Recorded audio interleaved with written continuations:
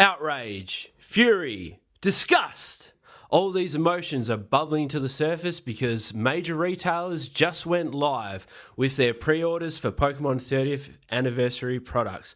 Also, some local game stores are starting to weigh in. Are they coming to the rescue? Chivalry isn't dead yet. Plus, we've got some nice little bit of information here. Nintendo company, not too happy with the Pokemon company. All that and more, we're going to talk about it in this video. Let's get into it. Okay, so as I'm sure you're all aware, pre-orders for Pokemon 30th anniversary products went live on Friday here in Australia. I'm sure it was probably the same in America. It might have been a little bit earlier. So the big ones here in Australia, we had EB Games and JB Hi-Fi, as well as I believe Toymate announced what prices will be for 30th anniversary. They didn't actually, I don't think those pre-orders went live yet. EB Games went live, JB Hi-Fi went live, but I think JB Hi-Fi's website crashed. So if you did manage to pre-order with JB Hi-Fi, you were refunded, and they're going to be redoing their pre-orders sometime this upcoming week. So let's talk about EB Games first. When I talk about EB Games, for my friends in America, we'll also talk about GameStop. Because pretty much the prices that EB Games are charging, GameStop in America are charging. So first, the big one, the big dirty elephant, Ultra Premium Collection was $5.99 on EB's website. ETBs were $1.99. Premium collections were pretty much what you'd expect them to be,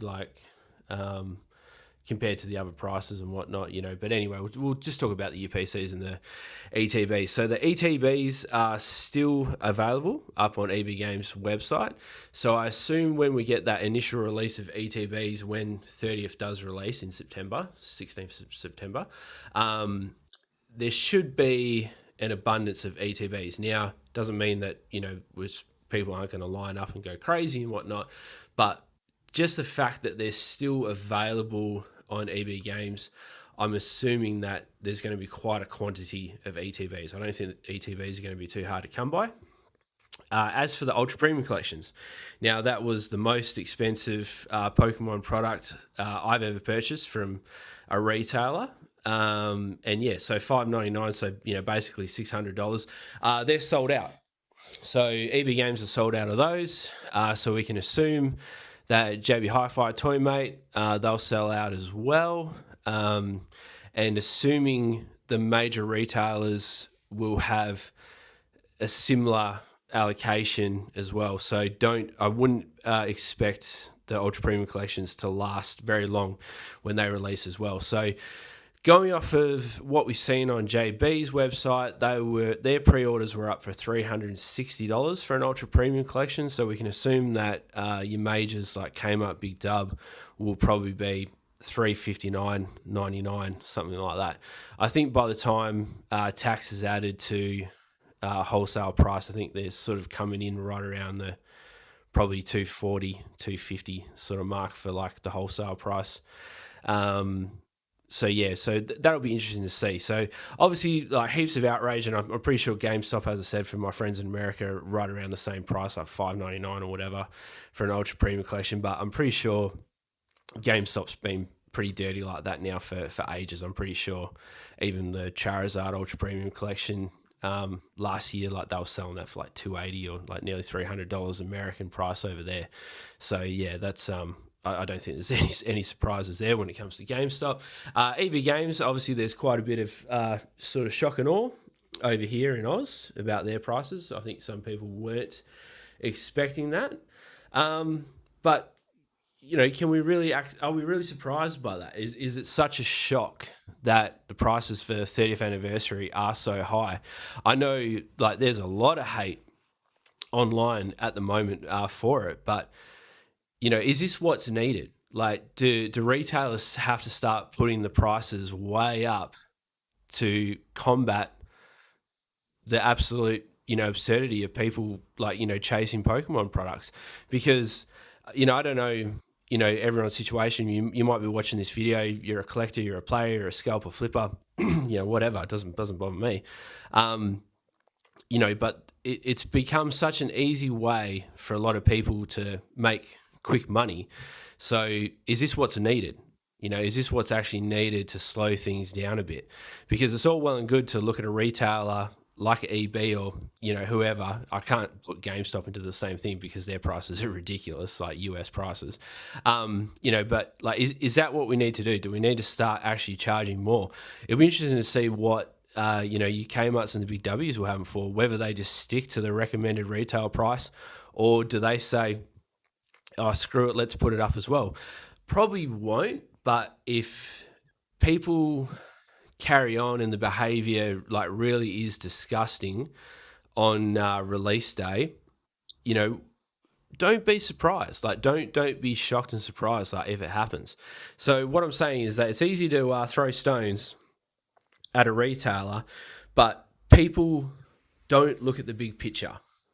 People forget like way too much. They forget like what led us to this point. And, it's probably not your fault. It's probably not our fault, because we live at the height of the digital age, about to go into the artificial age. And, people have the attention span of a goldfish. I mean, boredom's dead. There's no such thing as boredom. People don't think anymore.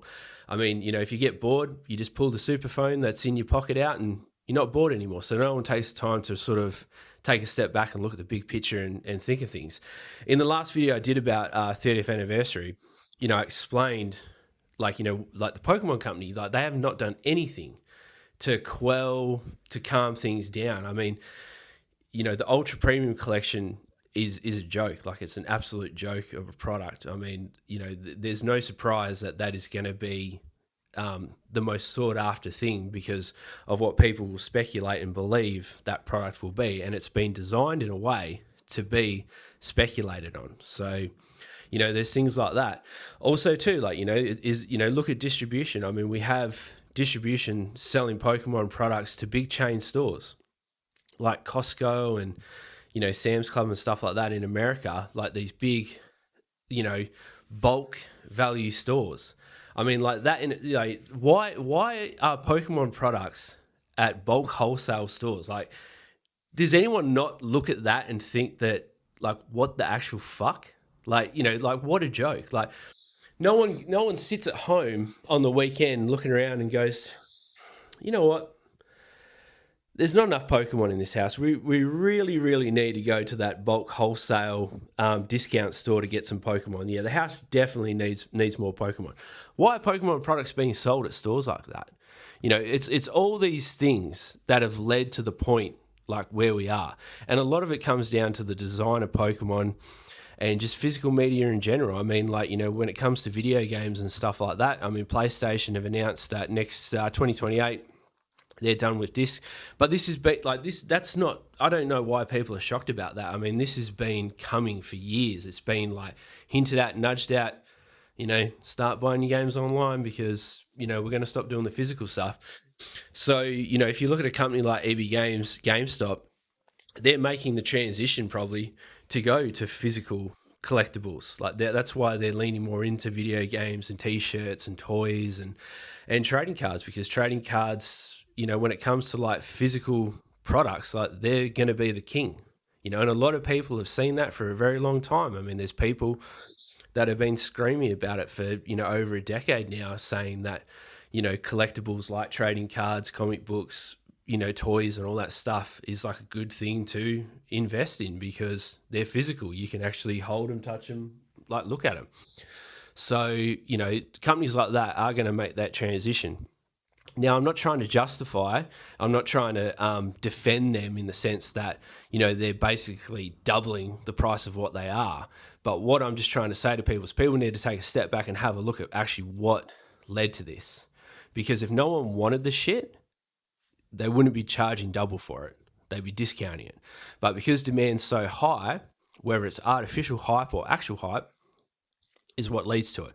So, just have a think about that, Also, too, I've seen some little game shops, little hobby shops, they've, come to the rescue and they're trying to be the white knights in shiny armor, and they've made statements already saying that they're going to be charging recommended retail MSRP for the friends in the United States, with their products. And obviously they're trying to save face, and, they see all the hate that the bigger guys are getting at the moment. And they're thinking like, oh, well, why don't I sell stuff at retail and, everyone will, think we're awesome and be friends. But honest to God, like, I think that's ill-advised. If you are a local game shop store owner operator and you are watching this, I'm not telling you need to double your prices, but by all means, with Pokemon 30th anniversary, do not feel any guilt whatsoever to be marking your stuff up by 25%, 30%, because again, look at the market we're in, look at what people are doing. Why should you, someone who's going to get like 12 ETBs in total or less, feel the need that you need to sell like retail now, because that's what they're saying. It's like, oh, it's just going to be what we have on the day. You'll have dummies lining up that have never been in your store before and will never come again just to get that shit, and they'll be out of there and they'll be taking photos of it on the car park. So yeah, I mean, by all means, look after your regulars, but you should know who your regulars are. You should know who supports you and who's in every week and opens the stuff and collects and all that sort of stuff. By all means, like, put some stuff aside for them, look after them. But anyone else, like all the blow-ins, like, yeah, like, don't feel any guilt or shame by marking your products up. I mean, that just, yeah, like, that's just absurd to me. Don't try to be the white knight when it comes to Pokemon cards. I mean, we're well and truly past that. Chivalry is dead. I'm sorry, but it is. Also, too, with the JB Hi-Fi, just quickly, because the website crashed and all the orders were refunded, it'll be interesting to see what they do, because, maybe they pulled the plug, maybe they seen what EB was charging, they said, why the hell are we charging like retail? Like, let's bump the price up. But again, too, like, you can't whinge because all the ultra premium collections on EB, like, they're sold, like, they're pre-sold out. You cannot order one, so people have made the choice to buy them. And a lot of the hate too I see about the prices in general, I just sort of think like, that's probably just flippers, like, whinging because they're going to have to pay extra. But on that too, as when things are released and with all the hype, because we're yet to see, because at the moment, like, we're just seeing the edge of the storm. Like, we're not in the storm yet. Like, the thunder and the lightning isn't here yet. Yeah, we're getting a bit of pitter patter of rain, but just wait till release day and the major retailers that will be selling the products at recommended retail price, because they're going straight up on the secondary market for God knows what. I had a little quick look on eBay just before, and so for USA, we're seeing sales in the high 900s. Here in Oz, we've seen sales at 1,300, 1,500. So, and that's actually sold, like, not priced on eBay, like, asking for, like, that is actual sold, like, sold for $1,300 for an ultra premium collection, especially the Umbreon ones. So, as I said, like, people whinging and complaining now, $5.99 in 5 months' time, 4 months' time, might seem like oh damn, what a good deal. Excuse me. All right, so that's pretty much what I wanted to talk about when it comes to the pricing and that sort of stuff as far as the 30th anniversary goes. And as I said, I'm not trying to justify like doubling up prices and that, but it's not. This shouldn't be surprising to anyone. If you're shocked and surprised by this, then again, go get that tap water tested. All right, so moving on to our next little bit of news. So Nintendo had their 86th annual investor Q&A, where they had their investor meeting. So just to sum up a little bit of information, because you might not be aware, just so you know what I'm talking about. So Pokemon Company is owned by 3 parties. So you have Game Freak, so the people that originally created Pokemon. They make all the games. You got Nintendo, so they have all the trademarks and the publishing power and all that sort of stuff. And then you have Creatures Inc. Creatures Inc. They do all the cards and the trading card game. Okay, so Pokemon Company is not a public company. They're like one of the most wealthiest private companies in the world. But Nintendo is public. You can go buy stocks in Nintendo today. So that's why they have their annuals and quarterly meetings, like reports and all that sort of stuff. So I'm just going to read this directly from Nintendo's website.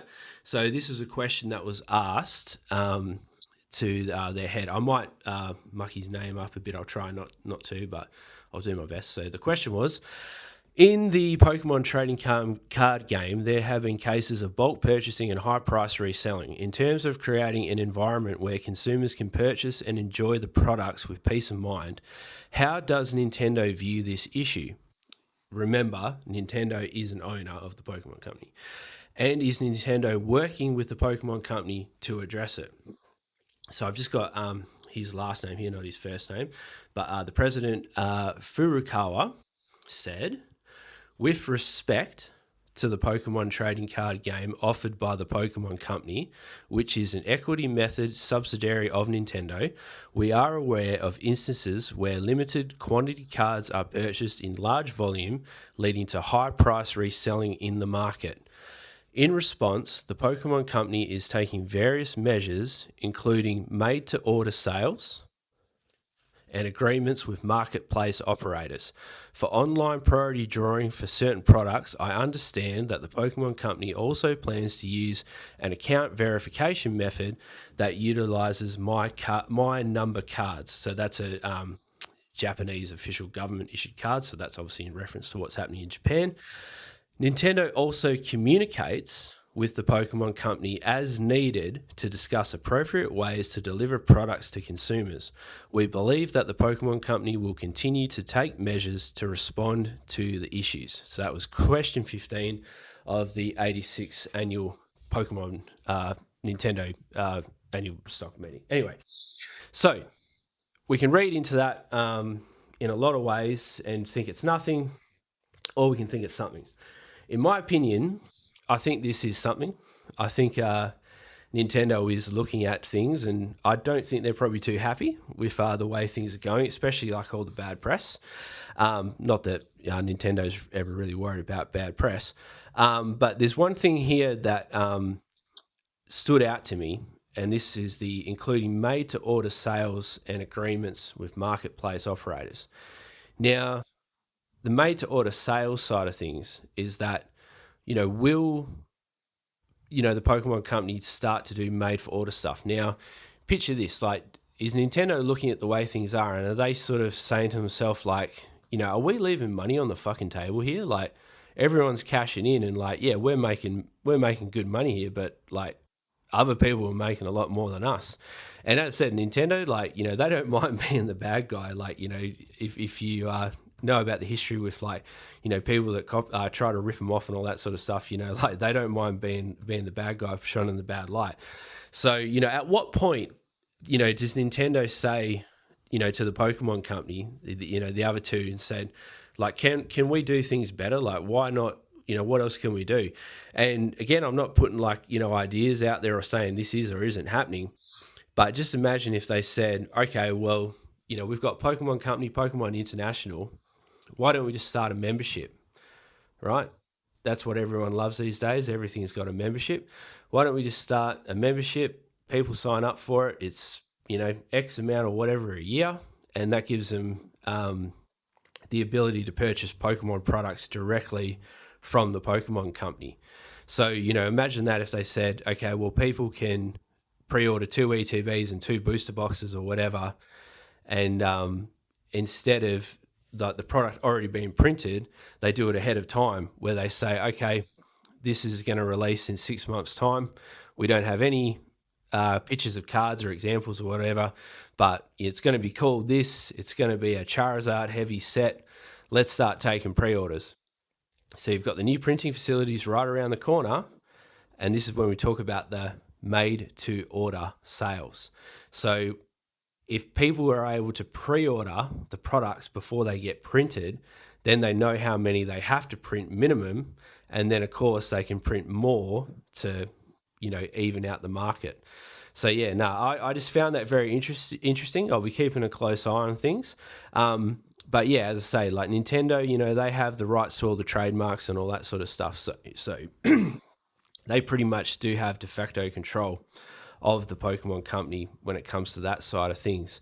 So, let's just see how the 30th anniversary goes. And if they feel that they're not handling it well enough, or it could be handled better, especially if it puts more money in their pocket, who knows? We could see some big changes. So if you're one of these people that went to the wall or sold the dog to start a Pokemon business, interesting. Very, very interesting. All right, that'll do. So I'm going to follow this all the way up to the actual release date. Like, there's still plenty of other things to talk about. I mean, just with like how people will carry on with the release of Ultra Premium Collection, especially it's going to be interesting to see when these ETBs come out because, as I said, it looks like ETBs will be in abundance. So we'll actually have the opportunity to open ETBs completely like terrible, like value ratio like to product. You're still getting like 9-pack standard ETB, five cards per pack. That's 9 foil energy cards, so it's only actually 4 Pokemon cards. As I said in a previous video I did, the packs are made up of day and night Pokemon, so like terrible like value ratio. But yeah, it's going to be interesting to see what those pull rates are like, and if the pull rates are trash, oof, like yeah, I think there's going to be blood on the streets when it comes to those Ultra Premium Collection Day releases. But yeah, time will tell. Anyway, thanks so much for checking out this video. Subscribe so you don't miss a video if you want to follow up for more where I do this sort of style videos as well as open some stuff. And yeah, we're going to start looking at some other TCGs and that soon as well because there's lots of other cool stuff going on besides Pokemon. But yeah, thanks for checking out this video and subscribe if you haven't and stay tuned. Cheers.